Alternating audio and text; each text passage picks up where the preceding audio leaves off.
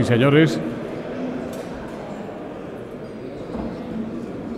como presidente de Nueva Economía Forum, tengo el placer de darles la bienvenida al Forum Europa, que organizamos con el mecenazgo de Red Eléctrica de España, Asisa y el Grupo Villar Mir.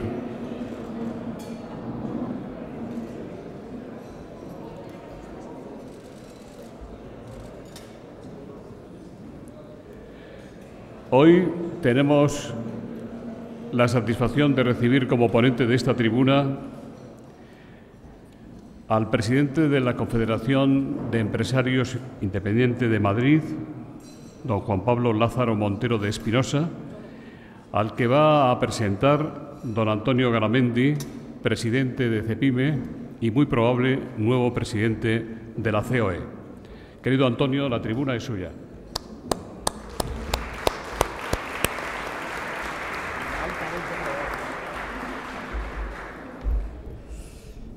Muy buenos días, vicepresidente de la Comunidad de Madrid, consejeros, querido presidente de la COE, representantes sindicales, presidente del CES, presidente de la Cámara de España, amigos, amigas. Bueno, a mí lo primero que sí me gustaría decir es un auténtico honor, ¿no?, estar aquí en el Foro Europa. Y os voy a contar un pequeño secreto, que es uno de los éxitos de CEPIME. El primer director de comunicación de CEPIME se llama José Luis y hoy en día es el presidente y empresario de este foro de tanto éxito. Por tanto, demuestra la buena gestión que ya hizo en su día en nuestra organización. Así que, José Luis, muchísimas gracias y estamos orgullosísimos de tu paso por CEPIME, como bien sabes.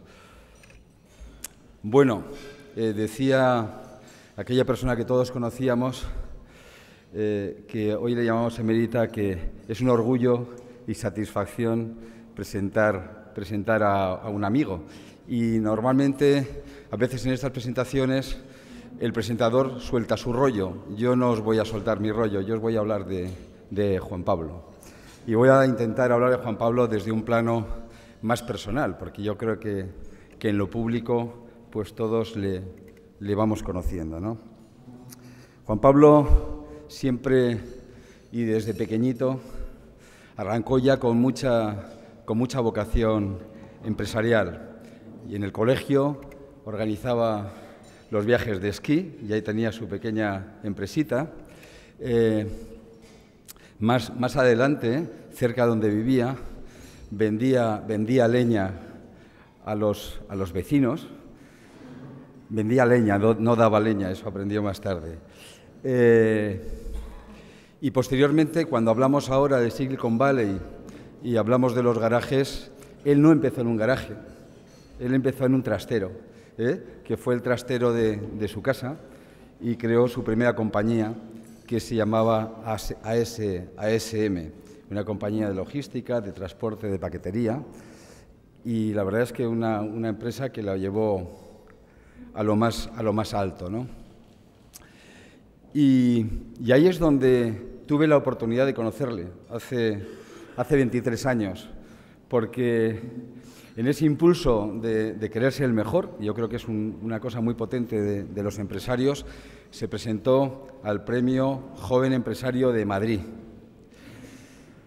Y los empresarios no siempre triunfamos, y en aquel premio no digo que fracasó, pero quedó el segundo.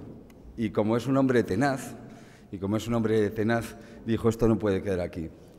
Y al año siguiente, y tuvo el honor el actual rey de España, en ese momento príncipe don Felipe, de entregarle, yo era el presidente de los jóvenes empresarios españoles, de entregarle el premio Joven Empresario de España.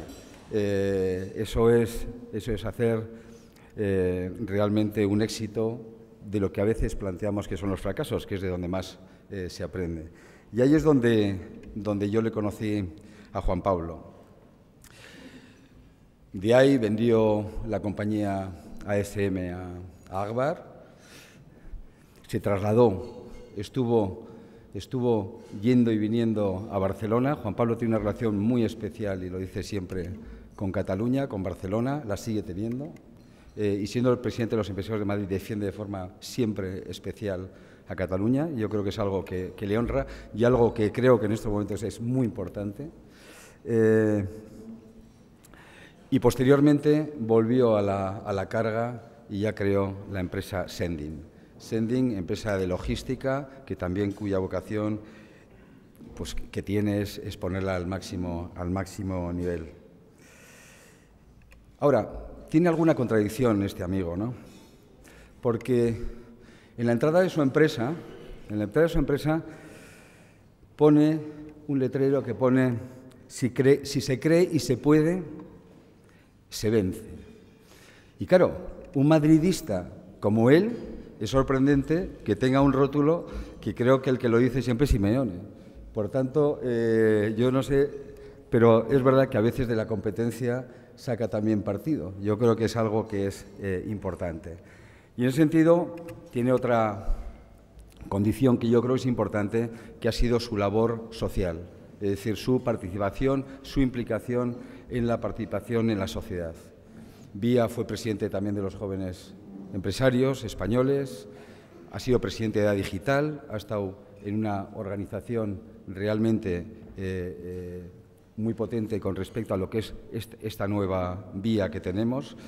Es presidente de UNO, la patronal del transporte y logística, y últimamente pues viene presidiendo CEIM. Tiene otra gran vocación, que es el Club Financiero.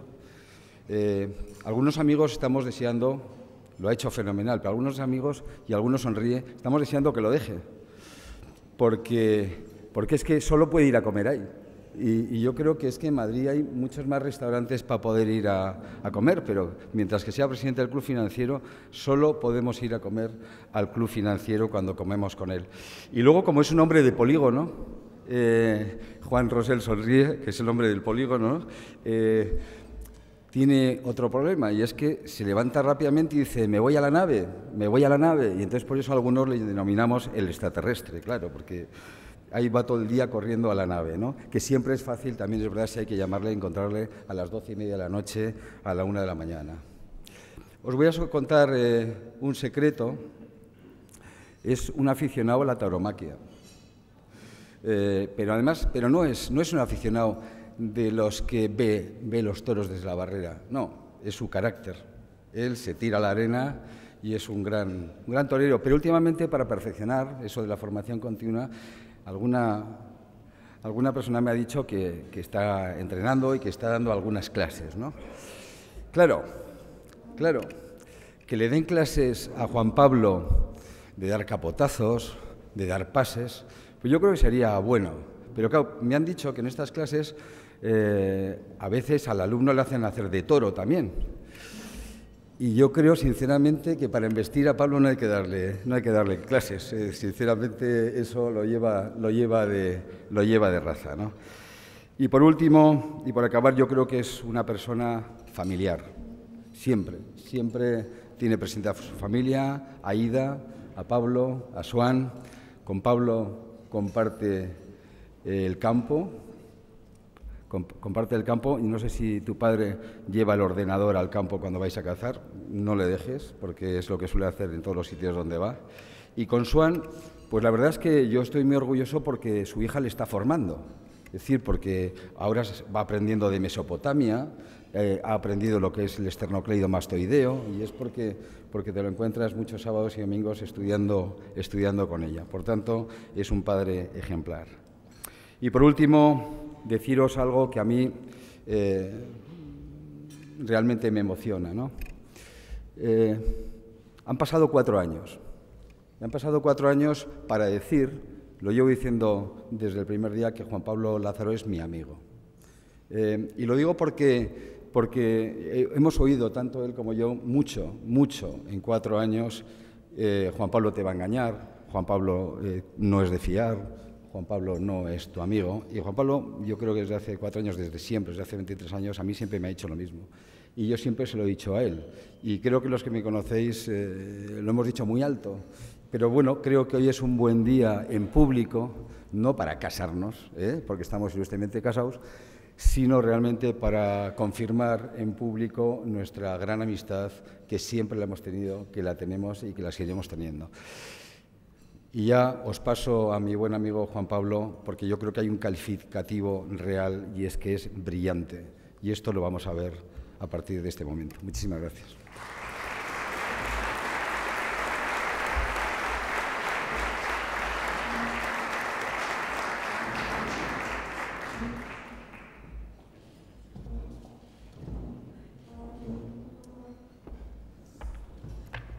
Bueno, buenos días a todos y a todas. Los empresarios, Antonio, somos del partido político y del equipo de fútbol de nuestro cliente, siempre lo digo, por tanto no... es verdad que tengo un cartel porque me parece... Tengo un cartel de Cholo Simeone en mi empresa porque me parece una persona que motiva muy bien equipos, pero vamos, estoy dispuesto a tenerlo de cualquiera. Bueno, buenos días. En primer lugar, disculparme ante la gente que no está en esta sala.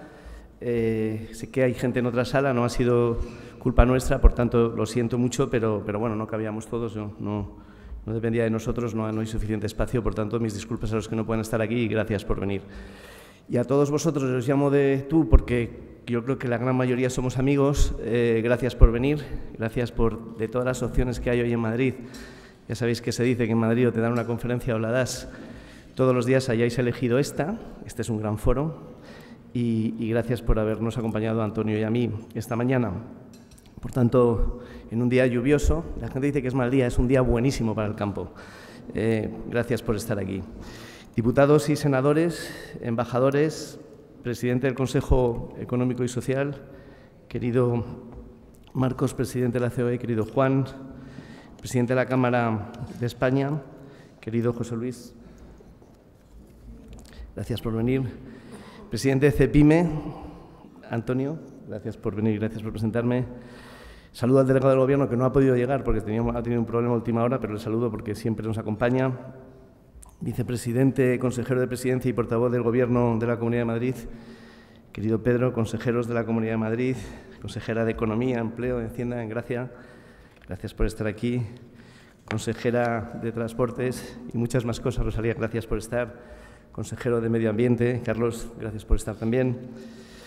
Quiero dar las gracias también y saludar a los alcaldes que hay. Madrid no es solo Madrid. Madrid tiene muchos municipios y han venido muchos alcaldes de distintas zonas. Gracias por venir desde vuestras distintas áreas.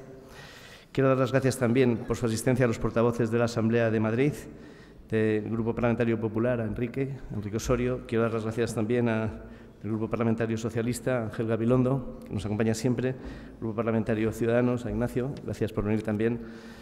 Y también quiero dar las gracias a la portavoz adjunta del Grupo Parlamentario de Podemos, a Raquel Huerta, gracias por venir. A los portavoces del Ayuntamiento, a José Luis Martínez Almeida, que ha venido del Partido Popular, del Grupo Ciudadanos, a Begoña Villacís, también al delegado de Economía de Hacienda en el Ayuntamiento, a Jorge, gracias por venir también. Secretario General del PSOE de Madrid, a José Manuel Franco, a los presidentes de diputaciones que hay presentes, a los viceconsejeros de la comunidad que también nos acompañan, al presidente de la Cámara, mi amigo Ángel, gracias. Ángel y yo pasamos últimamente muchísimo tiempo juntos con todos los equipos, al presidente del Comité Ejecutivo de IFEMA, a Clemente, a los representantes sindicales. He visto que tenemos a los sindicatos de espaldas, eso no es una buena señal. A los representantes sindicales, especialmente y a los equipos que os acompañan, muchísimas gracias por venir, en especial a Luismi, a Luis Miguel López Reyes de UGT y a Jaime Cedrún de Comisiones. Valoro muchísimo vuestra presencia y nuestra relación. Y de una forma también especial al secretario general de UGT, a Cándido Méndez, y al secretario general de Comisiones, Antonio, gracias por venir, Antonio Gutiérrez. A los vicepresidentes, a los miembros del Comité Ejecutivo, a la Junta, a los presidentes y representantes de las asociaciones empresariales, a los empresarios, a las empresarias, a los amigos y a mi hijo que está sentado ahí, que no ha ido a clase de la facultad hoy para escucharme. Por tanto, a todos, gracias por venir. Me hace especial ilusión que en este desayuno estén representados tanto por parte de la Asamblea como por parte del Ayuntamiento de Madrid, que estén representados todos los grupos. Uno de los objetivos que nos tuvimos cuando llegamos a la presidencia de CEIM era que se considerara CEIM una organización independiente, ¿no? Yo creo que lo hemos conseguido y, por tanto, valoro muchísimo y agradezco muchísimo que estéis aquí, porque es fundamental que las organizaciones empresariales seamos independientes. Quiero dar las gracias a José Luis por invitarme y por hacer este foro. Es el mejor foro de Madrid, pero es que además, lo ha dicho Antonio cuando hablaba de él, yo creo que tenían que darte el premio a la concordia, porque en Madrid hay muchos sitios que gente que piensa distinto se reúne, pero hay muy pocos que gente que piensa igual se reúne. Este es un foro, y este es un foro donde nos escuchamos y donde, por tanto, gracias por invitarme y sobre todo gracias por esto. Quiero dar las gracias a Juan Rosell, probablemente sea tu último acto en Madrid, probablemente institucional, no lo sé. Gracias por venir y gracias por tu labor. Yo siempre he dicho que, sobre todo, aparte de la labor del lobby, del día a día, se han conseguido 3 cosas importantes en tu mandato. Uno, se ha profesionalizado, hemos creado un equipo gestor, yo creo que de primerísimo nivel, siempre digo que preparado para competir. En segundo lugar, yo creo que hemos aplicado un criterio de transparencia total. O sea, yo creo que la COE es más transparente que nunca, la presentación de cuentas. Yo presido el Comité de Control Presupuestario, que es la peor comisión que puedes tener en este tipo de casas, y sin embargo siempre he tenido la tranquilidad y además el apoyo a la hora de cualquier cosa. Damos un mes para aprobar las cuentas, yo creo que es un ejemplo de transparencia. Por tanto, y luego yo creo que has contribuido mucho a democratizar la organización. Yo no creo en el pensamiento único en las organizaciones. Normalmente cuando hay pensamiento único es que nadie piensa o solo piensa uno. Yo creo que en el debate, y en muchas cosas hemos estado de acuerdo y en algunas no, y hemos tenido siempre la libertad de poderlo hablar en los órganos de gobierno. Por tanto, te agradezco mucho la gestión. Y por último, voy a dar las gracias de una forma muy especial a Antonio. Antonio y yo somos amigos de siempre. Es verdad que yo tengo una foto de cuando nos dieron el premio Joven Empresario y les veo todos los días, a él y a Su Majestad el Rey. El otro día lo comentábamos cuando nos invitaron al acto de la Hispanidad y comentábamos que cómo había pasado el tiempo menos por Antonio, que sigue igual, está igual que en la foto. Por tanto, muchísimas gracias por presentarme, pero sobre todo, gracias porque vas a asumir un reto en un momento muy difícil para España, un reto que no es nada fácil y yo, por tanto, te quiero dar especialmente las gracias por ser mi amigo y sobre todo por lo que vas a hacer.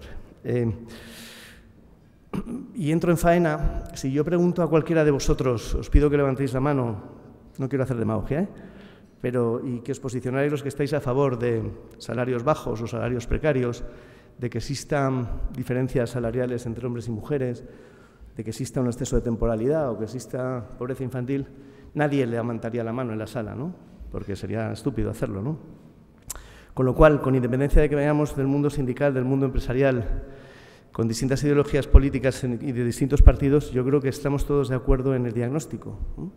Y el diagnóstico es, claro, yo soy de familia de médicos, y el diagnóstico es claro, ¿no? Lo que hay que combatir.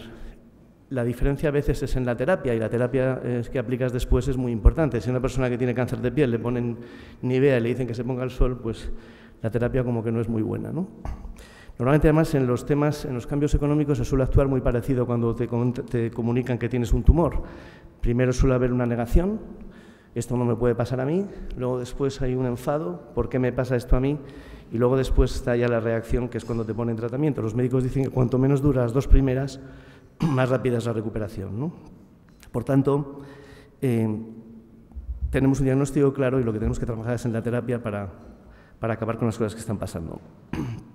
En ese sentido, a mí me gusta decir que estamos en un momento de cambio, y que es un momento de cambio que no es coyuntural, que es estructural y que ha venido para quedarse. A finales del siglo XX, o sea, hace unos años, un científico, Edward de Bono, un sociólogo, desarrolló una teoría que se llama el lateral thinking, que es el pensamiento lateral, ¿no? Que se basa en que ante problemas complejos o problemas nuevos hay que pensar de una forma distinta. Un ejemplo de pensamiento lateral, por ejemplo, imaginad que tenéis una botella de vino medio llena de cristal y os dicen cómo sacarías el vino sin romperla, sin sacarle el tapón y sin pincharlo, ¿no? Normalmente la gente no encuentra la solución, hay una solución que es hundiendo el tapón, ¿no? Pero que no se le ocurre a nadie. O alguna vez yo he contado la anécdota de aquel campesino que le acusaban de un asesinato y le habían puesto para condenarle, de un asesinato injusto, para condenarle 2 papelitos que en los 2 ponían culpable, y cuando tenía que coger uno sabiendo que hiciera lo que hiciera le iban a condenar, coge uno de los 2 papeles, lo rompe, se lo traga y le dice al juez que lea el otro papel porque lo que ponga será lo contrario, ¿no? Hay formas de pensar distintas, lo que se llama el think out the box, pensar fuera de la caja, y creo que en este momento nos hace falta más que nunca pensar fuera de la caja, ¿no? Creo que es absolutamente fundamental. El lateral thinking luego después pasó a ser el lateral marketing, con todas las teorías de Kotler y de Trias de Bes, por cierto, en español, y luego ha habido muchas publicaciones como puede ser el Blue Ocean Strategy, el buscar estrategias nuevas en mercados nuevos. Pues esto es lo que hay que hacer a nivel económico hoy en día, ¿no? Hace 2 años y medio, en un desayuno también de este foro, yo llevaba muy poco tiempo al frente de la presidencia de CEIM, yo les hablaba de que el entorno macro era un entorno similar a una matriz donde interactuaban 4 vectores, ¿no? La crisis financiera, la evolución de los países emergentes que ya son desarrollados, la globalización y el efecto de la digitalización, ¿no? La revolución tecnológica, ¿no?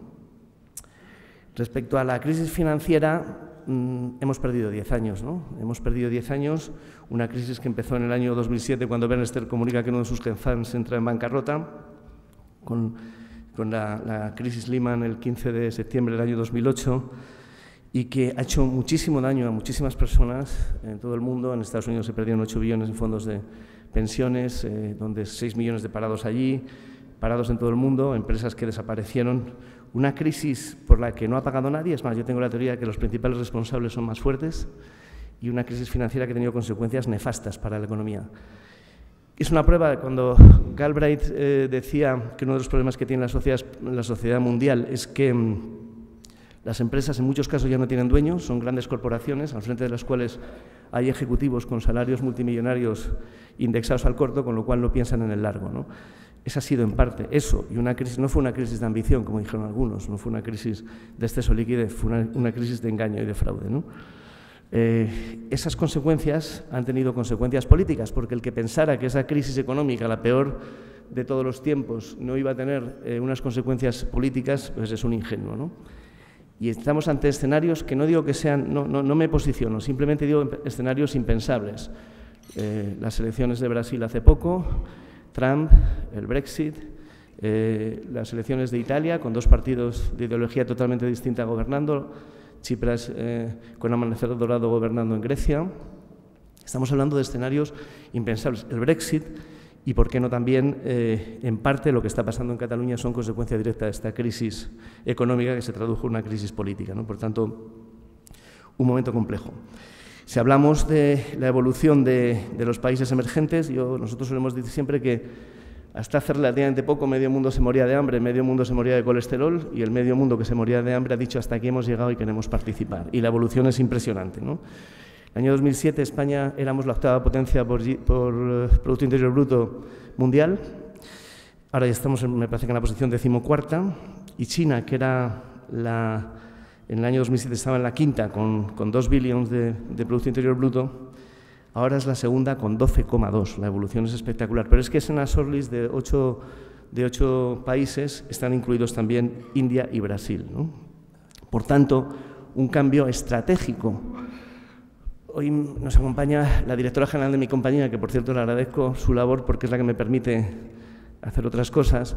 La hija de Paula Andrea Llave está estudiando en Cornell, que como sabéis es una de las de las escuelas universitarias mejores del mundo, ¿no? Ella es una persona que está muy preparada y que se esfuerza y trabaja, y comenta que en Cornell una parte muy importante, creo que el 18% de los alumnos que hay allí son asiáticos, especialmente chinos, ¿no? Son niños y niñas que van a volver a su país y que desde luego no se van a dedicar a hacer productos baratos y de baja calidad, ¿eh? Son personas que están muy preparadas para competir. Por tanto, importante también, ¿no?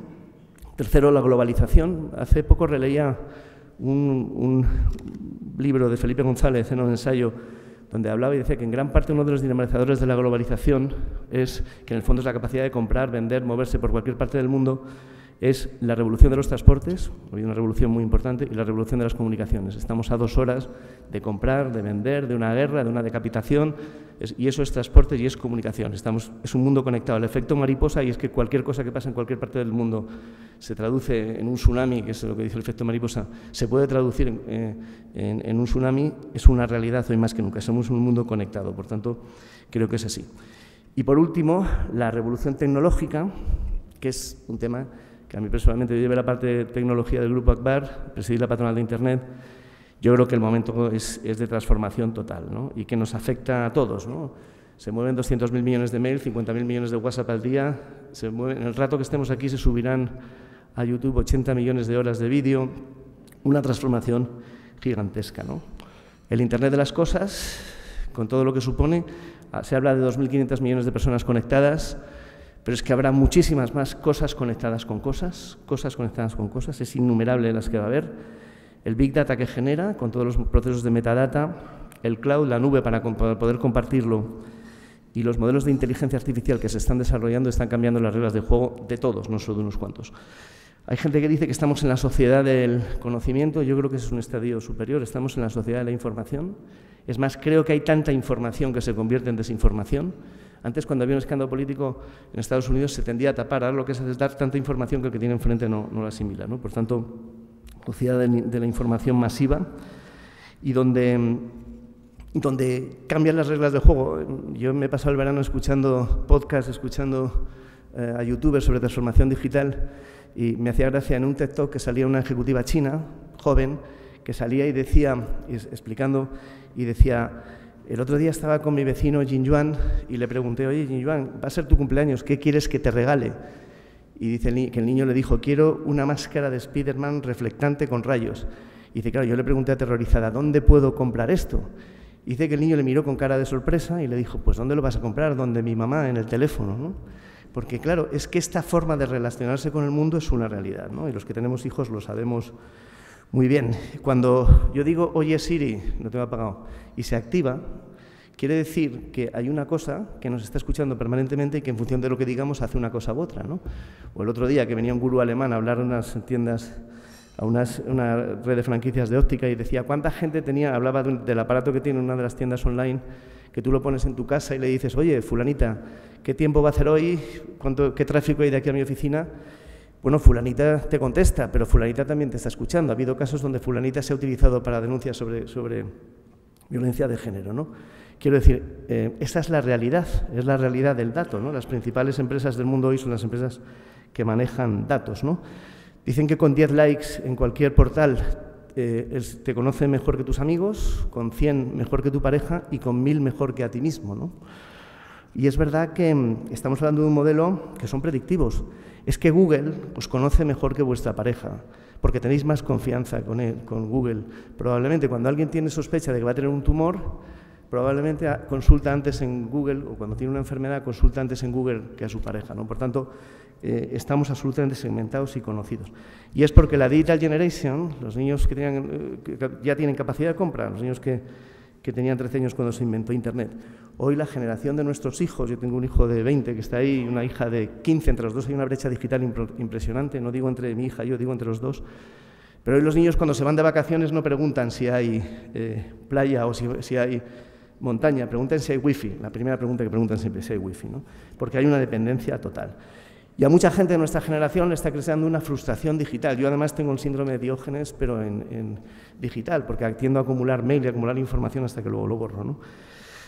El 11 del 11 se va a producir el Single Day, un día que se inventan los chinos para competir con el Día de los Enamorados. El 11 del 11, el 11 de noviembre.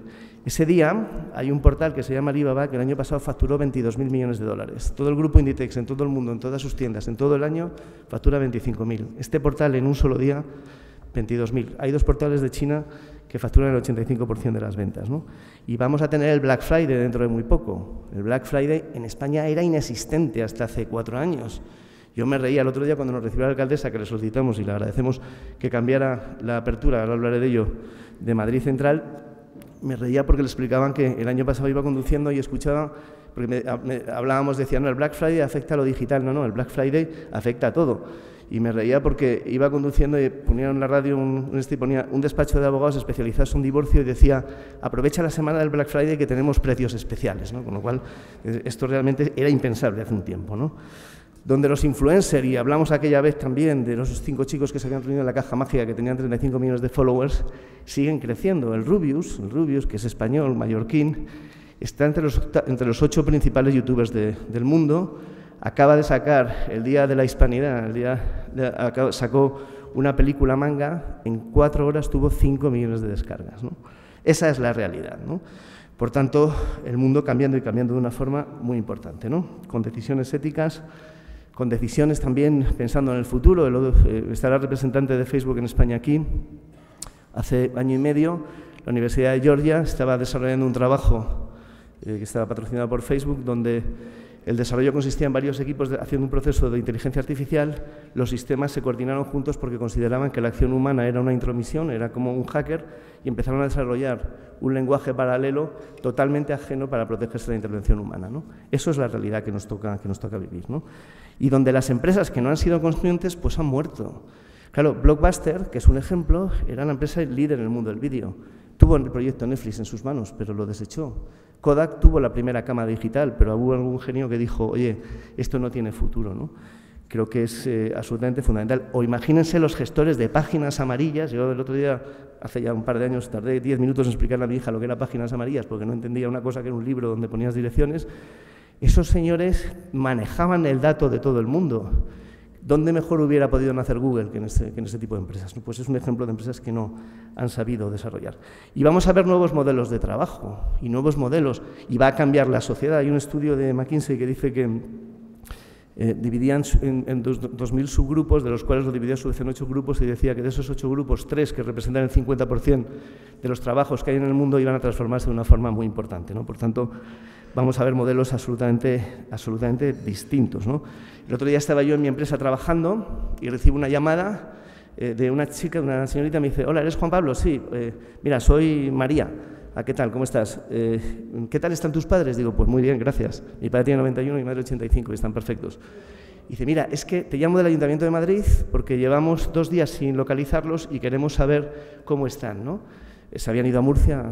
Bueno, me pareció espectacular. O sea, ese servicio, ese tipo de servicios existe. La cajera futura de una gran superficie no estará leyendo códigos de barras, estará haciendo otro tipo de servicio. Por tanto, vamos a vivir una transformación de los empleos absoluta y es importante. La buena noticia es que aquí cabemos todos. El otro día, cuando dimos los premios de CEIM,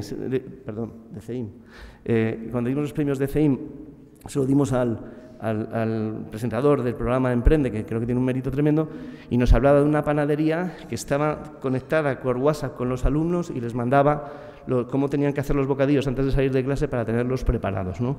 O el otro día, y fui con mi hijo en un pueblo al lado de donde es mi padre, que se llama Sotillo de las Palomas, fuimos a ver a un pequeño ganadero que tiene todas las vacas con un sistema de seguimiento GPS y saben cuándo se van a mover, cuándo van a parir y cuándo están enfermas, ¿no? Eso es la realidad.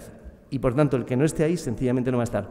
Si miráis las 5 empresas de más cotización bursátil en Estados Unidos, hace 5 años, en torno a 2013, solo una era de tecnología. Ahora las 5 son de tecnología, ¿no? Y en ese entorno de cambio, si hacemos un análisis de la economía, pues nos tenemos que preparar para ellos. Y estamos en una economía, se lo decía antes tanto a los economistas que están aquí presentes, que me da cierto pudor hablar de economía, pero tengo que hacerlo, ¿no? Delante de ellos, porque he aprendido mucho de ellos, además. Estamos en un entorno económico mundial de desaceleración, estamos en un entorno de desaceleración sincronizada del crecimiento. Quiero decir, la previsión es que el mundo va a crecer menos este año y es algo que hay que tener en cuenta, ¿no? Y donde hay una previsión de baja de economía mundial, de desaceleración, y donde el precio del petróleo, que se está manteniendo en $80, veníamos de casi 40, donde la subida de tipos, la decisión del Banco Central Europeo de dejar de comprar bonos, donde la fortaleza del dólar, que está haciendo muchísimo daño a países que tienen déficit por cuenta corriente, como puede ser Argentina, Turquía o Sudáfrica, y donde las guerras comerciales o las amenazas de guerras comerciales crean muchísimas incertidumbres, ¿no? Por tanto, con una economía americana que crece, pero solamente a base de estímulos fiscales, con lo que supondrá las consecuencias desde el punto de vista de deuda, desde el punto de vista de déficit, y con los índices económicos desacelerándose, en un entorno de la Unión Europea también con previsiones de desaceleración, con incertidumbres como el Brexit, como Italia, y en un entorno de España donde es verdad que la economía española sigue yendo bien, Yo creo que, y para entender por qué estamos, hay que entender de dónde venimos. Yo creo que el Gobierno anterior, y agradezco especialmente la presencia de 2 de sus ministros aquí, hizo una serie de cosas acertadas en política económica. La reforma laboral, y está aquí Fátima, yo creo que fue clave para que muchísimas pequeñas y medianas empresas no cerraran, fundamental. El plan de pago a proveedores, que salvó la vida a muchas empresas. La reforma del sistema financiero, pero yo creo que quedó pendiente, el no ceder ante la troika, ante la intervención, creo que fue fundamental, pero quedó pendiente la reforma de la administración. Creo que es un tema que es una asignatura pendiente. Yo creo que los mejores datos de la economía española son la balanza comercial y la balanza por cuenta corriente. La balanza comercial, porque quiere decir que vendemos más que compramos y la balanza por cuenta corriente, que quiere decir que la economía española se autofinancia, pero tenemos que renovar 300.000 millones todos los años, con lo cual si no generamos confianza será difícil, ¿no? Pero a pesar de todo, la economía española mantiene unos desequilibrios, como son el déficit, como son la deuda, como son el desempleo, la baja productividad, el reto demográfico que hay en España, que es muy importante, y el nivel de inversión de I+D+I, ¿no? Por tanto, aunque España seguiremos creciendo y seguiremos creciendo por encima de la media, empieza a haber indicadores de esa desaceleración, con lo cual es fundamental que tomemos medidas, ¿no? Sobre todo teniendo en cuenta, porque sabéis que el ser humano es el único animal de la naturaleza que se preocupa por cosas que todavía no se han producido, con lo cual en la economía la incertidumbre es nefasta, ¿no? La Comunidad de Madrid, y yo presido la Patronal de Madrid, pues tengo que decir que el crecimiento está siendo y sigue siendo muy superior al PIB nacional. Segundo trimestre han sido 3,9 frente al 2,5 de la media. Se sigue generando más empleo. Yo creo que esto es muy importante y sobre todo algo para mí que es clave, y es esa confianza. Recibimos el 70% de las inversiones que llegan a España, con lo cual es un síntoma de confianza. Y eso se debe a muchas cosas. A la estabilidad política. La estabilidad política quiere decir para mí que el que mande, manda. Esto es fundamental. Eso es estabilidad política. En segundo lugar, la política fiscal. Yo creo en una política de impuestos bajos, ha sido absolutamente clave. Yo diría impuestos moderados, no es lo de bajos, porque yo les aseguro que pago muchos impuestos. Yo diría impuestos moderados y razonables. Y luego también el diálogo social es fundamental, el diálogo que tenemos. Yo valoro muchísimo la presencia vuestra hoy aquí. Hablamos, obviamente en muchas cosas no estamos de acuerdo, pero tenemos un diálogo permanente. Y también, ¿por qué no?, la labor de los empresarios, ¿no? Y creo que hay que seguir tomando medidas. Y hay que seguir tomando medidas si queremos que la economía española se adapte y sepa competir en ese entorno de desaceleración y en ese entorno de cambio. En materia laboral, siempre duplicamos la media europea, siempre, siempre. Con lo cual, y como yo no creo en la predestinación, ya sabéis que los que dicen que hasta los que más creen en la predestinación miran la calle 2 veces antes de cruzar, ¿no? Bueno, yo no creo en la predestinación. España no está predestinada a tener un doble tasa de paro que el resto de Europa. Sencillamente hay que cambiar cosas. Las patronales hemos firmado un acuerdo de negociación colectiva durísimo, durísimo, durísimo, donde aceptamos la recomendación, insisto, recomendación en el año 2020 que el salario mínimo llegue a los 1.000 euros. Por si alguien no lo sabe, 1.000 euros supone que para un empresario el coste son 1.500 euros, ¿no? 1.500 euros. Entonces, y por si alguien no lo sabe, un café en la calle Serrano puede costar 2,80, pero en el pueblo de mi padre puede costar 0,40, ¿no? Con lo cual hay que vender muchísimos cafés para poder pagar ese salario mínimo, ¿eh? Y lo hemos firmado y estamos de acuerdo. Y lo hemos firmado y estamos de acuerdo. Pero si esto no va unido a medidas que mejoren la productividad y la competitividad, esto es imposible, porque, insisto, nadie quiere salarios bajos. En parte la productividad española y el crecimiento se ha debido a una moderación salarial, pero ese no es el camino. Los salarios tienen que subir, pero tienen que subir y tienen que ir unidos a mejora de la productividad, sencillamente porque si no, no creceremos. Y esto es muy importante. Hay una teoría que dice que la subida de salarios incrementa el consumo. No es verdad. No es verdad. Y el ejemplo es muy claro. Si tú le das 500 euros a cada persona que entra en una gran superficie y compra una televisión coreana, donde crea empleo es en Corea, no aquí, ¿no? Por tanto, creo que es fundamental. Y España tiene unos costes salariales muy altos. Somos el país de la Unión Europea donde más cuotas de seguridad social se pagan. Como para que encima el Gobierno nos diga que va a subir las cuotas. No puede ser. Hay que trabajar sobre el absentismo, sobre el falso absentismo. Igual que nosotros tenemos que luchar contra la economía sumergida y los empresarios somos los primeros que debemos demandarlo, los representantes de los trabajadores tienen que trabajar sobre ese falso absentismo. Y creo que en ese sentido las mutuas pueden hacer una labor buenísima para trabajar en ello. Hay que trabajar en el calendario laboral. Si es que no hay más que ver esta semana y la pasada, que yo le explico a mis clientes que lo de la semana pasada, el jueves trabajamos, que el viernes era puente, que no saben lo que es, y que mañana, el viernes, es el día de la Almudena, que es fiesta solo en Madrid, pero como yo tengo mi empresa en Coslada, que está aquí su alcalde, que por cierto te agradezco tu presencia, no es fiesta en Coslada, pero sí en Madrid. Esto no hay quien lo lleve, esto no tiene ningún sentido. El calendario laboral se come una serie de puntos importantísimos de la productividad de las empresas, ¿no? Promover el teletrabajo, que haya una flexibilidad, que haya conciliación. Yo soy un obseso de que haya flexibilidad y que haya conciliación, pero que no lo paguemos los empresarios, ¿eh? Y aprovecho para decir que flexibilidad y conciliación no quiere decir que haya un blindaje para la gente que pide reducción de jornada para los próximos 12 años, porque no tiene sentido y porque no existe en ningún país de Europa. Hay que trabajar sobre la temporalidad, pero hay que trabajar también sobre la empleabilidad. Por cierto, algo que deben tener en cuenta las entidades financieras, que la empleabilidad también es importante además de la temporalidad.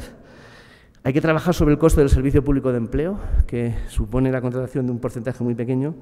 Hay que trabajar sobre los planes de prevención. Ahora vamos a un acto sobre este tema y poner en valor en ese sentido el acuerdo que tenemos sindicatos, patronal y administración en Madrid, que se destina a unos fondos muy importantes porque los planes de prevención son importantísimos.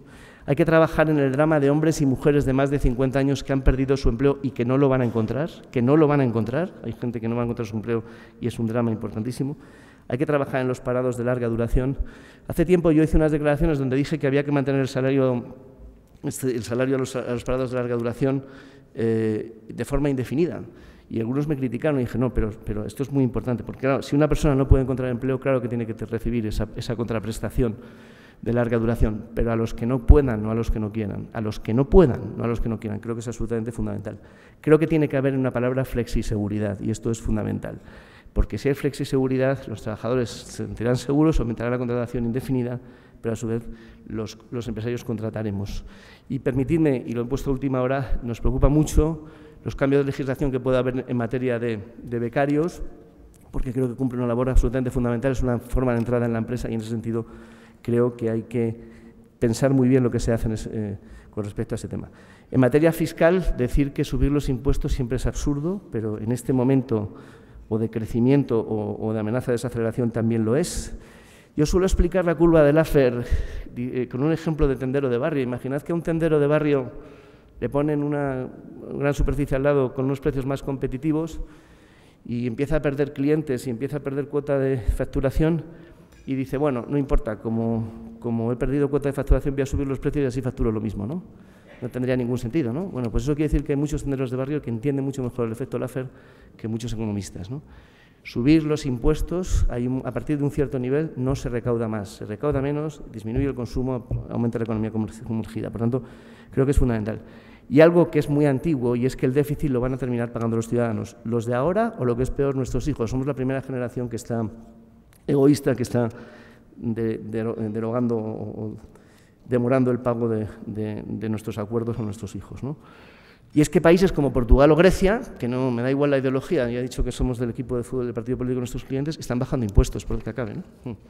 Por tanto, creo que es fundamental. Hay que trabajar en materia de generación de energía. Los empresarios queremos pagar la energía al transporte y queremos pagar la generación y el transporte, pero no queremos pagar más en nuestros recibos. Hoy lo dice Clemente, que se ha ido. Hay muchas empresas industriales que pagan más por energía que por costes laborales. Hay que trabajar la internacionalización, creo que es fundamental. Nuestras embajadas no funcionan, la mayoría. Nuestras embajadas no funcionan, no son centros de ayuda a las empresas para vender. A mí me da mucha envidia cuando he ido a China o cuando voy y veo cómo las embajadas de otros países funcionan perfectamente. Los visados tardan, ferias internacionales, misiones internacionales. Yo creo que en ese sentido nos encontramos con que China, que era el país más cerrado, es el país más abierto a nivel de libre comercio y Estados Unidos era el más cerrado. El único representante mundial en el foro de Davos el año pasado fue el presidente de China. Hay que estar allí, es fundamental. La innovación como cambio cultural, que es absolutamente fundamental, creo que es fundamental, con una política de I+D+I. El otro día estuve en el desayuno de Pedro Duque, que me gustó mucho, del ministro, y donde una política de I+D+I, donde la comunidad científica tenga fondos, pero tenga una métrica. La métrica en mi empresa se llama cuenta de resultados. La comunidad científica tiene que tener una métrica y, sobre todo, tiene que investigar lo que le interesa a la sociedad, no la comunidad científica. Por tanto, creo que es absolutamente fundamental. En un modelo de innovación colectiva para pymes, la pyme per se no innova, necesita trabajar en ese modelo de innovación colectiva y, sobre todo, no podemos seguir perdiendo subvenciones de la Unión Europea en materia de fondos europeos, en materia de fondos estructurales, para promover la innovación. La formación es fundamental, hay que trabajar en la formación dual, hay que tener una mano de obra preparada, hay demanda de mano de obra que no se cubre hoy en día por ese motivo.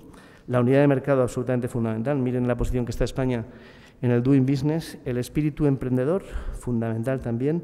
Y ahí en el espíritu emprendedor yo creo que hay que hacer mucho más. A mí me gusta mucho el modelo del liberalismo paternalista, ¿saben? Que en Austria y en Alemania las encuestas dicen que están al mismo nivel, a un 95%, a favor de la donación de órganos.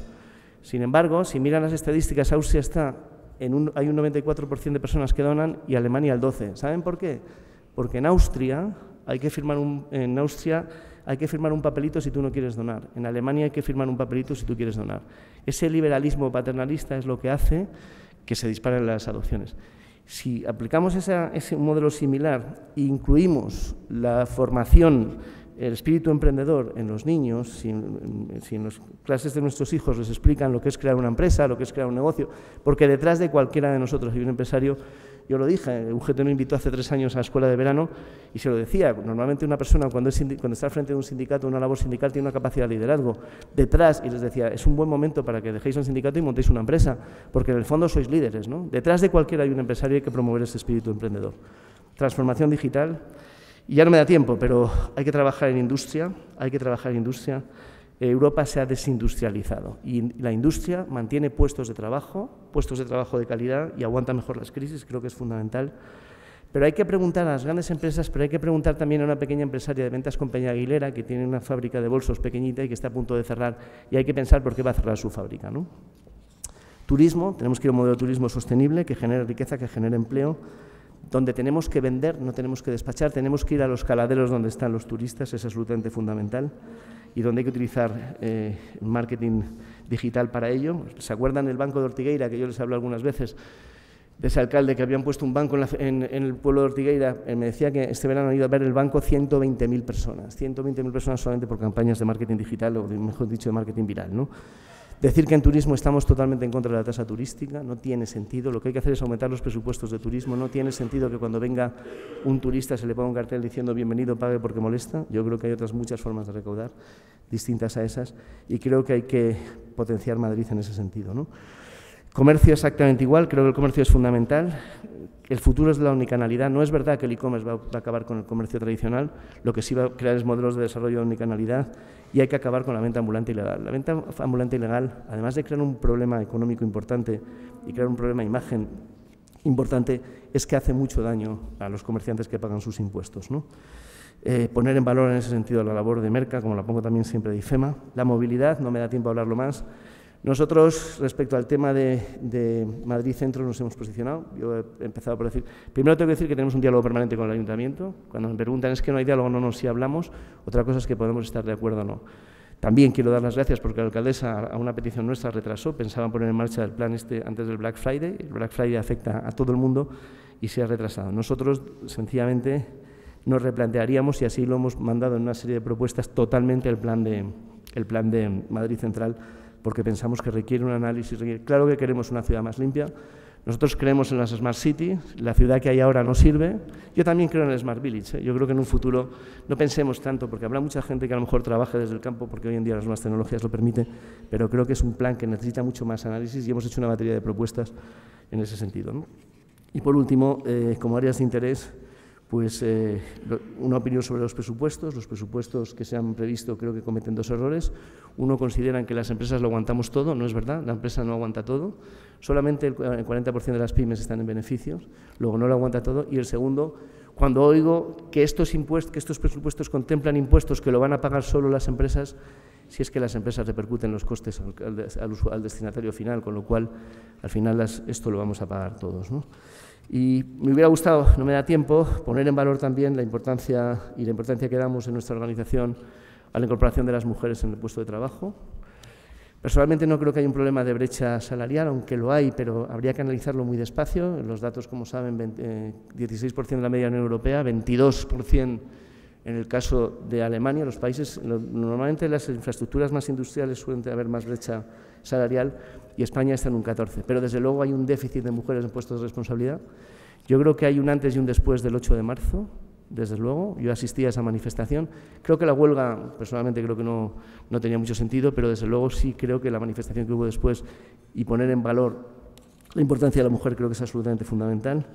Y por último, un modelo asociativo que tenemos que cambiar y en ese sentido creo que tenemos un trabajo por hacer. Yo creo que las organizaciones empresariales tenemos que ser útiles, porque para eso nos paga una cuota, tenemos que ser transparentes porque la sociedad nos lo exige, tenemos que ser independientes y para eso tenemos que autofinanciarnos. Y a mí en un foro como este públicamente quiero decir que se nos tiene que pagar por la negociación colectiva. No tiene sentido que yo presido el transporte nacional, que haya empresas que aplican mi convenio pero no están dados de alta y sencillamente no paguen nada por ello. Yo creo que hay que buscar una fórmula que de una forma clara sirva para mantener y de una forma absolutamente transparente patronales y sindicatos de una forma transparente y que puede estar perfectamente basada en una cuota que se establezca por trabajador, que repercuta a los empresarios y a los sindicatos y que haga nuestro modelo sostenible. Por tanto, termino ya. Yo creo que estamos en un momento donde pensar a largo plazo es fundamental, tener un proyecto país a largo plazo es fundamental. Somos un país con unos activos importantísimos en infraestructuras, en carreteras, en telecomunicaciones, con capital humano, pero hoy más que nunca creo que trabajadores, representantes de los sindicatos, asociaciones empresariales, empresarios y personas con responsabilidad en la Administración debemos trabajar juntos para ir hacia ese proyecto a largo plazo y conseguir que se genere riqueza y que haya cauces para que esa riqueza se distribuya, porque la riqueza, si no se distribuye y queda en manos de unos pocos, no conseguiremos un país social. Por tanto, trabajemos en esa línea, así conseguiremos que España sea un país productivo, competitivo, pero también un país mejor para vivir. Muchas gracias.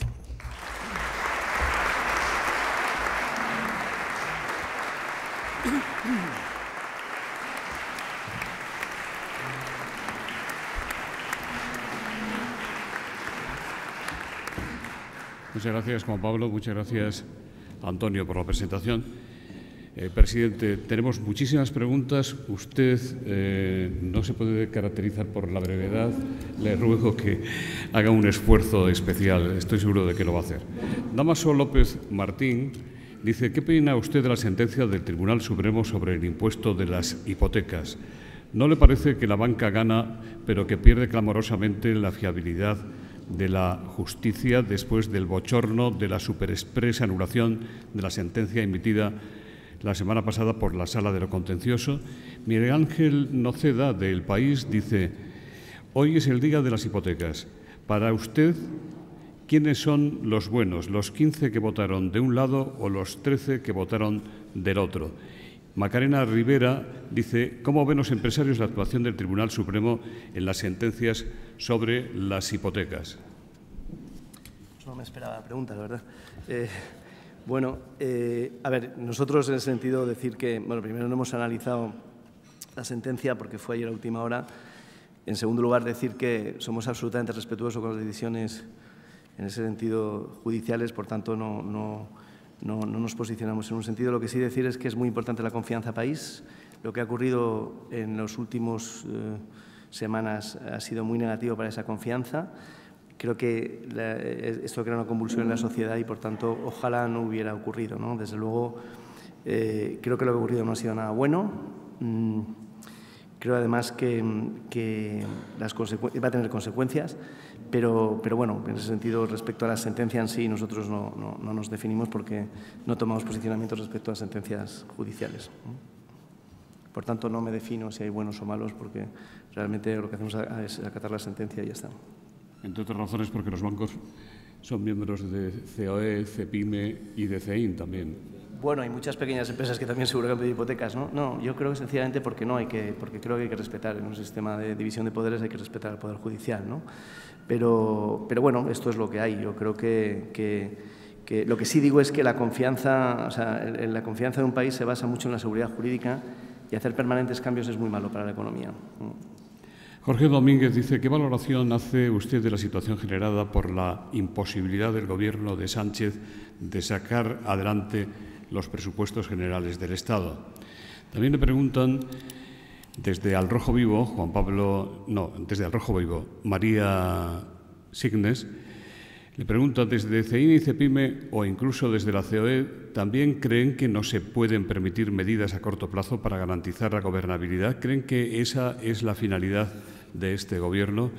Ricardo Docánzal, de Moncloa.com, dice: ¿cree imprescindible la convocatoria inmediata de elecciones? Sí, mire, nosotros las patronales somos un vertebrador de sociedad civil, pero un vertebrador de sociedad civil clarísima. Yo creo, el otro día lo hacía en una presentación en los premios de CEPIME, para mí patriotismo es que cada uno haga lo que tenga que hacer en el momento que lo tenga que hacer. Y es muy importante que cada uno sepamos para qué estamos.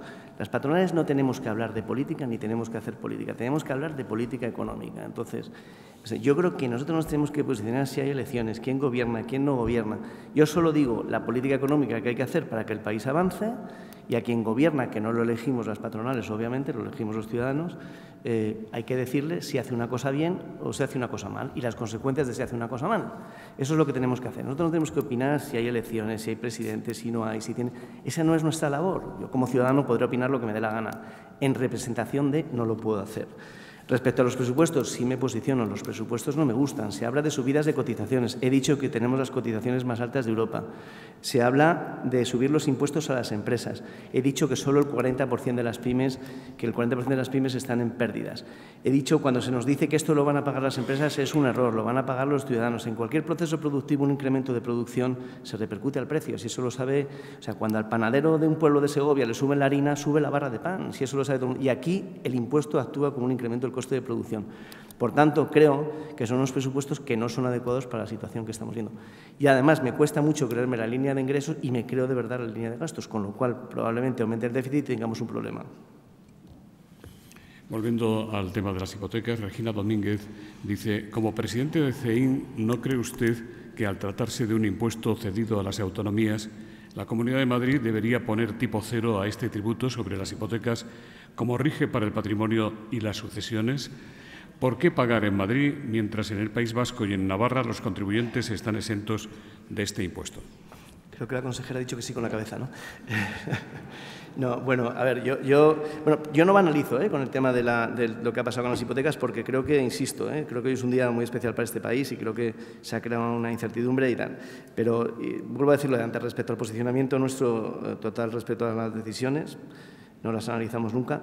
Y respecto al tema de las hipotecas, hombre, una cosa buena que tiene la Comunidad de Madrid es que, por ejemplo, hay esa exención en patrimonio, donaciones, sucesiones. Curiosamente, se recauda más en materia de donaciones y sucesiones en la Comunidad de Madrid que en otras comunidades por la acción de familiar de segunda, no sé cómo le llamáis, la segunda, familiares de segundo grado y todo este tipo de cosas. Pero vamos, yo desde luego soy de los que creo que en el fondo, eso lo hemos hablado muchas veces con los sindicatos, ¿no? Cuando se dice Madrid pierde 600 millones de euros, deja de recaudar 600 millones de euros por estos impuestos. No, Madrid recauda más porque tiene un efecto tractor de inversiones, un efecto tractor de inversiones. Por tanto, si mañana ese impuesto se suprimiera, pues estoy seguro que se harían todavía más transacciones aquí en la Comunidad de Madrid, ¿no? Por tanto, la reforma pendiente es la reforma de este país, es la reforma de la Administración, que requiere una Administración. Las empresas nos hemos adaptado a los cambios, las empresas, y yo creo que la Administración requiere una reforma importante. Carlos Gómez, de Madrid Emprende, dice, ante la próxima entrada en vigor de Madrid Central, que puede suponer la ruina de muchos pequeños empresarios, ¿puede solicitarse desde CEIN su aplazamiento hasta las próximas elecciones municipales y que los ciudadanos decidan con su voto? Caridad García, de Onda Cero, dice, ¿respalda usted la decisión del Gobierno de Madrid de recurrir Madrid Central? Y Sara Medialdea, de ABC, dice, ¿han calculado las pérdidas que puede ocasionarse a los empresarios con la puesta en marcha ya de Madrid Central? Pues mire, bueno, nosotros respecto a lo que tenga que hacer el Gobierno de la Comunidad o no, insisto otra vez, no nos posicionamos. Nosotros defendemos lo que tenemos que defender. A mí me parece... A nosotros nos preocupa muchísimo Madrid Central. Nos preocupa muchísimo, hemos tenido reuniones, afecta a muchos sectores, afecta a hostelería, afecta a turismo, afecta en general al sector turismo, afecta a toda el área de cultura, afecta al área de comercio. Nos preocupa muchísimo. Y nos preocupa muchísimo que esto se haga antes de Navidades. Y nos preocupa que, desde luego, el modelo de ciudad que tenemos nos sirve, está clarísimo. Hombre, me llama la atención, no lo puedo evitar, yo no soy un experto en el tema, que normalmente cuando los mayores escenarios de contaminación en Madrid se producen siempre en invierno, que es cuando están las calefacciones. No bajan los números de coches respecto a invierno o verano, con lo cual el tráfico es importante, pero no es lo más importante o no será lo único. A nosotros nos preocupa mucho que se haga. De hecho, le hemos pedido oficialmente a la alcaldesa que retrase la decisión hasta febrero. Es verdad que no se va a penalizar a la gente, pero le hemos dado una batería, me parece que de 80 o 90 propuestas, donde a todos los sectores implicados tienen que irse. Pero es que tiene unas colaterales. Les pongo un ejemplo. Va a haber parking donde, si tú entras en un parking, si tienes plaza en el parking y aparcas, no tienes sanción. Se van a poner unos carteles, indicadores a las afueras. Pero claro, es que desde que ves el cartel hasta que llegas al parking, el parking puede estar completo y te pueden denunciar. Cosas tan simples, y perdónenme la tontería, cuando alguien va a llevar a su pareja, el amigo de mi hijo que va a llevar a su pareja o la amiga de mi hijo que va a llevar a su pareja a su casa y no puede entrar porque realmente, como no es una zona, no puede pasar. O sea, mire, claro, y es verdad que ha habido experiencias positivas como la calle Fuencarral. La calle Fuencarral ha sido un éxito para el comercio, pero claro, cuando esa calle Fuencarral la conviertes en un área tan grande, hay un riesgo tremendo de que la gente no venga al centro de Madrid. Entonces, hoy en día, en el mundo del Big Data, aquí la clave es saber si la gente va o pasa. Porque si van, hay que buscar fórmulas para que la gente que vaya siga comprando y la gente que pasa por la ciudad de Madrid tiene 3 ejes principales, que es la Gran Vía, que es Castellana y que es Raimundo Fernández Villaverde. Cortamos uno. Quiero decir, en el mundo del Big Data, donde todo se analiza, donde todo es capaz de saber dónde van, con lectores de matrícula, yo creo que esto requiere un análisis más profundo. Nosotros hemos hecho una batería de propuestas, estamos tremendamente preocupados, insisto, por las empresas de la zona, hoteles que tienen que recibir a sus huéspedes, hostales que los tienen que recibir, comercios. Por tanto, nosotros lo hemos pedido por activa y por pasiva, que se retrase, desde luego, que se analice más y, desde luego, hasta después de Navidades, porque es que a nadie se le ocurre hacer una prueba en el momento más álgido, ¿no? Esto es como si en plena operación extracorpórea uno dice vamos a probar cómo queda esto, ¿no? Pues sería un error. Pablo López, de Onda Madrid, y Sara Medialdea, de ABC, le preguntan en relación a que ayer Comisiones Obreras presentó en la Asamblea de Madrid una iniciativa para acabar con la libertad de horarios en el comercio. ¿Y qué opinión tiene CEIN sobre este proyecto del sindicato? Pues no lo he leído porque ayer estuve preparando, entre otras cosas, esto. Hombre, yo solo digo que Amazon le coloca, Amazon o cualquiera, le coloca 2 kilos de carne en su casa el día de Nochebuena en 2 horas. He dicho el día de Nochebuena y el día de Navidad también. Quiero decir, hoy en un mundo digital donde hoy en día comprar, vender, donde el mundo digital ha irrumpido, donde estamos hablando de un modelo de omnicanal, yo creo que lo más inteligente es apoyar, más que hablar ahora de horarios comerciales, que creo que es un debate antiguo. Lo que hay que hablar es de modelos donde realmente al comercio especializado, en Madrid tenemos un comercio especializado que es de los mejores del mundo y hay que ayudarle y tiene que haber planes para ayudarle y planes para que realmente esta nueva economía digital y esta transformación digital se produzca y para que forme parte. Y hay que ayudarle y ayudar a la transformación de Mercamadrid para que reciba apoyos. Mercamadrid, yo siempre digo que cuando la gente se mete con empresas públicas, digo 2 ejemplos de empresas que están bien gestionadas. Una es Mercamadrid y otra IFEMA. Además, IFEMA es un ejemplo donde 2 administraciones muy distintas, como es la municipal de Ahora Madrid y la administración autonómica con el Partido Popular, y nosotros, que yo estoy ahí representando, uno de los representantes gracias a la Cámara, que me ha cedido uno de sus puestos representando a los empresarios, es un ejemplo donde administraciones distintas trabajan en una empresa pública y funciona fenomenal, ¿no? Pero vamos, con respecto a este tema, yo creo que ese es un debate antiguo, que lo que hay que hacer es ayudar al comercio especializado, porque tiene por delante unos retos gigantescos que no son precisamente la apertura de los domingos, sino el mundo digital. También desde ABC le preguntan, en esta sala hay varios políticos, entre ellos incluso una candidata a alcaldesa. ¿Qué le pide a los políticos de cara al próximo mandato que empieza en 2019? Bueno, yo creo básicamente que tengan en cuenta la opinión de los empresarios, creo que esa es lo que debe fundamental, y que trabajemos con planes a largos. Insisto, en este ensayo que yo citaba de Galbraith, que es un ensayo que se llama La economía del fraude inocente, que dice que uno de los problemas que tiene la economía es que se piensa a corto, porque normalmente hay gestores con salarios multimillonarios indexados a corto. Esto pasa también en ocasiones, ¿no? Entonces yo creo que a nivel social, a nivel económico y a nivel político tenemos que tener planes a largo plazo, porque hay veces que pensar a largo plazo puede ser contraproducente, puede ser contrapuesto a una decisión a corto, pero sin embargo es fundamental y hoy en día es fundamental pensar a largo. Entonces, que piensen en el modelo de ciudad que queremos, en el modelo de ciudad que va a ser, que reflexionen y que analicen con datos. Yo creo que lo peor que hay para la economía es la improvisación y que tengan en cuenta los empresarios, ¿no? Jesús Sebastián, de Radio Nacional de España. Ante la falta de inspectores de trabajo suficientes, ¿estaría de acuerdo en que los sindicatos asumieran la figura de los delegados territoriales para la prevención de riesgos laborales en las microempresas? Pues mire, yo creo que, insisto, cada uno tenemos una labor que hacer, ¿no? Yo creo que nosotros, las patronales somos un lobby, defendemos intereses empresariales. Ya está. Y los empresarios, yo siempre he dicho que si yo fuera trabajador probablemente sería sindicalista, porque me gusta mucho la defensa colectiva de intereses, ¿no? Lo decía Julián Marías, decía que el español se queja de que no funciona nada, pero no hace nada para evitarlo, ¿no? Yo creo que la defensa colectiva es fundamental. Y me molesta muchísimo cuando no se pone en valor la labor de los sindicatos. En el año 1900, y la labor del diálogo social. En el año 1987 hubo 200 millones de horas de huelga. Hace 2 años, que es el último dato que yo tengo, hubo 7 millones. Y eso es producto del diálogo social. El diálogo social es muy importante. Y los sindicatos tienen una labor que hacer muy importante, y es la defensa de los trabajadores. De ahí a que se conviertan en inspectores sustituyendo no sé qué órgano de gobierno, me parece que no tiene sentido. Marta Pastor, de Radio Nacional de España, directora de Ellas Pueden, se refiere a la escasa proporción de mujeres en los órganos directivos tanto de CEIN como de CEPIME, y le pregunta por qué esta composición y por qué su resistencia a la implantación de cuotas de género en los órganos de dirección de las empresas. Bueno, nosotros tengo que decir que desde CEIN, ejemplo, en las elecciones a la Cámara, que CEIN presentaba una lista, ha sido la primera vez que hemos presentado una lista 50% hombres, 50% mujeres. Nosotros hemos propuesto, de forma que la Cámara de Comercio de Madrid, la vicepresidenta primera por primera vez es una mujer.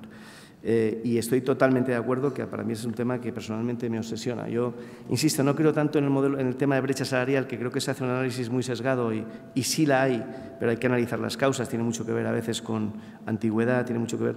Sin embargo, yo creo que uno de los índices de desarrollo de un país es cuántas mujeres hay en puestos de responsabilidad, ¿no? Y realmente ahí hay un gap muy importante, ¿no? Y hay que analizar por qué se produce. Y para mí, en el fondo, se produce porque tenemos un modelo de horarios y un modelo que es absolutamente endiablado.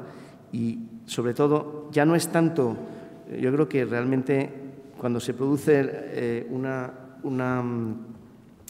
disrupción, sobre todo, no es tanto por el hecho de ser mujer, como cuando estas mujeres se convierten en madres, que cambia absolutamente el modelo. Con lo cual, o sea, yo creo que este modelo hay que cambiarlo absolutamente. O sea, yo cuando hablo con un cliente mío holandés y te estoy terminando de comer con clientes a las 4:30 y ellos están a punto de empezar a cenar, es que no tiene sentido, ¿no?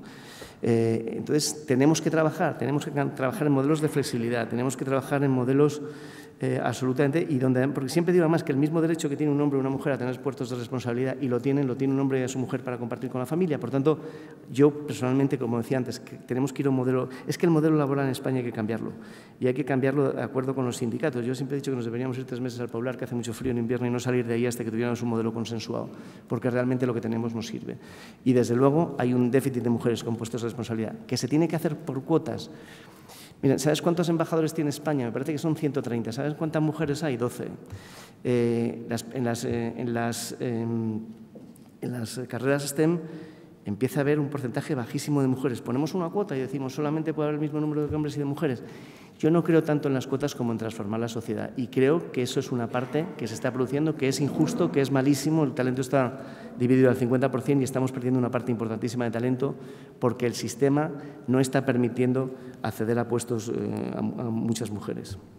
Le pregunto en qué le parece la decisión de sacar a concurso el Palacio de Congresos de la Castellana en vez de ceder la gestión a IFEMA, y así aprovechar las sinergias y aumentar la oferta de la Feria de Madrid, disponiendo de un espacio más cercano a la ciudad. Mire, uno de los activos principales que tiene esta comunidad es IFEMA. Yo creo que IFEMA está fenomenalmente presidida, fenomenalmente gestionada, y luego además tiene un comité ejecutivo que, como he dicho, es un ejemplo donde distintas administraciones se ponen de acuerdo con un objetivo solo, y es defender IFEMA y defender Madrid, ¿no? Por tanto, debemos estar muy orgullosos de IFEMA. IFEMA es una empresa que funciona muy bien, que tiene unos resultados muy importantes y que es un referente, es una de las principales ferias del mundo. Está muy bien gestionada, están aquí parte de sus gestores hoy aquí acompañándonos, y por tanto debemos estar muy contentos, ¿no? Y siempre he dicho también que el IFEMA de ahora no se debe parecer nada al IFEMA dentro de 10 años, porque la Feria del Futuro será una feria virtual con presencia física, ¿no? Y en eso también se está trabajando. Y con respecto a lo del Palacio de Congresos de la Castellana, sencillamente me sorprende. Miren, esto ya salió a concurso y quedó desierto. Salió a concurso y quedó desierto. Llevaba muchísimos años donde ha habido un incendio, donde estaba comido por las ratas y de repente IFEMA, que como digo es un ejemplo de gestión, por cierto, donde también participan los empresarios, porque un porcentaje me parece que es del 33, es de la Cámara, por tanto de los empresarios, y de repente IFEMA se interesa por el Palacio y surge otra opción y donde además surge una movilización frente a la CNMV. Hombre, me cuesta entenderlo, ¿no? Yo creo que en el fondo para IFEMA va a ser bueno que salga concurso, porque el plan de inversiones que tenía, que era un plan multimillonario, probablemente ante un concurso se tenga que revisar y probablemente no hace falta hacer esas inversiones. O sea, que probablemente el esfuerzo... Entonces, yo creo que, si quiero que me diga la verdad, probablemente va a pasar además que este concurso va a tardar 2 años en ponerse en marcha, con lo cual vamos a estar otro tiempo más perdiendo oportunidades. Pero vamos, no deja de sorprenderme que de repente alguien se preocupe por IFEMA cuando nadie se ha preocupado por ello, ¿no? Yo creo que detrás de esto probablemente hay intereses particulares. Pero bueno, en cualquier caso, lo que digo es que probablemente a medio plazo para IFEMA sea bueno porque tenga que invertir menos, para la ciudad es bastante malo porque perderemos mucho tiempo. IFEMA es un ejemplo de gestión, ¿eh? Carlos Barroso, consejero delegado de Herbalife en España, dice: has hablado de revolución del comercio electrónico y cómo va a afectar a la logística la explosión de la entrega a domicilio masiva debido a los Amazon, Alibaba, etcétera. Para los que usted trabaja también. No. ¿No? ¿Para no, Amazon? Concretamente yo para Amazon no trabajo, pero porque el sector de logística está muy condicionado por lo que se llama los peaks, ¿no? Las puntas, ¿no? El Black Friday, por ejemplo, se disparan y realmente los conductores nuestros comen todos los días, con lo cual es un tema complicado. Hay aquí algunas personas que conocen muy bien el transporte y que saben de lo que estoy hablando. Va a cambiar radicalmente. Hoy en día el 7% de las ventas de retail son por Internet. La previsión es que en los próximos 5 años estemos hablando de un 30%. Ahora extrapolen lo que estoy diciendo, ¿eh? He dicho que el Single Day, concretamente Alibaba, movió 22.000 millones de dólares e hizo 600 millones de paquetes en un día, ¿no? Ahora vamos a imaginar el modelo de ciudad. Por eso creo que con los ayuntamientos y con la comunidad autónoma debemos trabajar en el modelo de ciudades que queremos, porque probablemente haya que poner centros de distribución urbanos, porque probablemente... Sí, claro que hay que cambiarlo, si esto de verdad es insostenible. Si les digo que ahora es un 7% y hay unas PICs, imagínense con un 30%, ¿no? Hay que cambiar el modelo, lo que pasa es que hay que definirlo, pero va a cambiar radicalmente. Yo creo que el modelo de logística va a ir a un modelo de omnicanalidad. Los e-commerce están habiendo tiendas físicas y muchas tiendas, grandes, pequeñas y medianas, están en el mundo del e-commerce. O sea, yo creo que empieza a haber empresas logísticas que ofrecen servicios de probadores, existe todo el tema de logística inversa. La verdad es que es un sector que en ese sentido está muy revolucionado, sí. Si me lo permite, yo quisiera aprovechar que está el señor Garamendi con nosotros. Dentro de unos días termina el plazo para la presentación de candidaturas a la elección a la COE y de momento no hay otro candidato que usted, don Antonio. En breve y en directo, si se confirma su designación, que es más que probable, ¿qué se propone hacer como presidente de la COE? Así, en titulares y breve.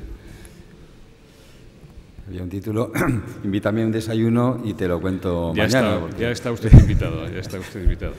Bueno, yo creo primero, y además está aquí Juan Rosell, lo ha dicho antes Juan Pablo, yo creo que lo primero, y todavía estamos en el mandato del presidente de la COE, que es Juan, lo primero es agradecer el trabajo que ha hecho estos años, que hemos trabajado entre todos, y yo creo que hace 4 años lanzamos un mensaje muy potente, que es el primero que yo voy a lanzar y sigue siendo el de la unidad empresarial. Yo creo que es algo que hemos demostrado, que es un ejemplo de cómo en nuestra casa estamos juntos, estamos unidos y hemos trabajado por los intereses de los empresarios y por los intereses de España, ¿no?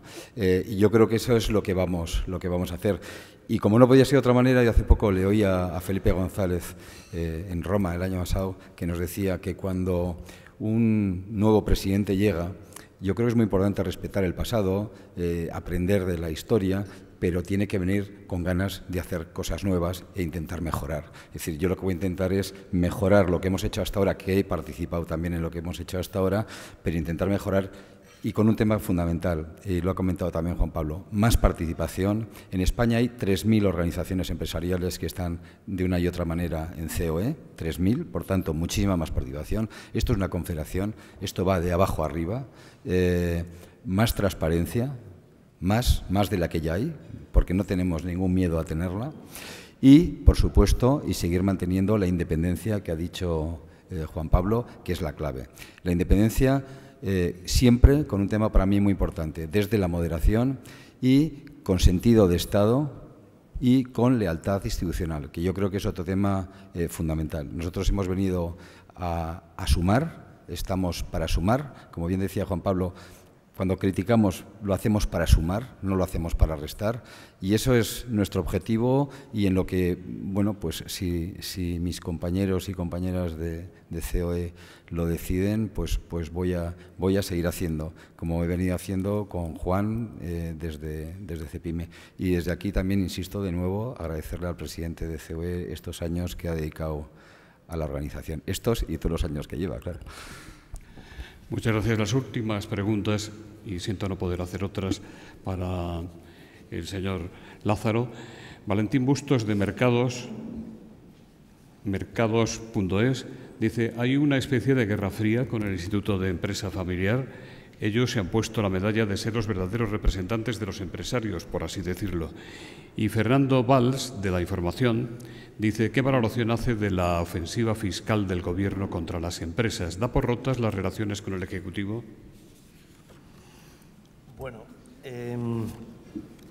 refrendando lo que dice Antonio, a mí me hace especial ilusión la presencia de aquí de Antonio Gutiérrez o de Cándido Méndez, que han sido referentes importantísimos. Insisto, yo pongo muchísimo en valor la función que hacemos tanto los sindicatos como las patronales. Creo que es absolutamente fundamental, y la función del diálogo social, y creo, insisto, que hay que definir nuevos modelos de financiación transparentes, y creo que en esa labor. Por tanto, estoy convencido que Antonio va a llevar la COE y va a hacer una labor de continuidad y de crecimiento importante. Por tanto, ahí vamos a estar sumando todos. Ya le aseguro que no va a haber otro candidato.